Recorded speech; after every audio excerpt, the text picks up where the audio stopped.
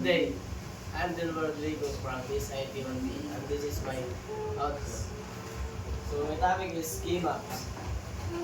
Key map is a tool used to simplify Boolean algebra expression for two variables. The key map is a 2 times 2 grid where each cell represents a combination of the variables. So example is natin given A and B. Sa A and B na siya ay gawa niya 0 to 1, din sa B 0 to 1. So para natin makuha ni, kailangan natin sila i-combine. So A to 0, B to 0. So muna siya dyan. Next is 0 to 1. A to 1 and B to 1. So the result is muna siya dyan sa B, A and sa B 0 to 1. So next is 1 to 0 para na makuha ang A o B at i-combine.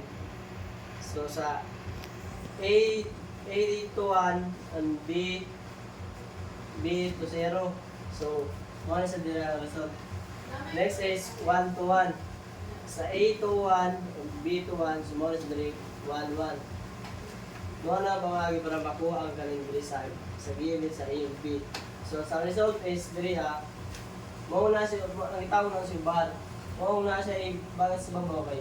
Pagabot diri sa A and B 0 to 0. Muna buto na sa bar. So next is 0 to 1. So sa ilang duha ang A may 0, ang isa dili man. So ang sa A atong buto sa bar. Next is A to 1 and B to 0. So sa diri ang atong 1 na diri is ang B kay kumuha siya man ang 0. So that's why ang B na siya ay bawang sa babaw.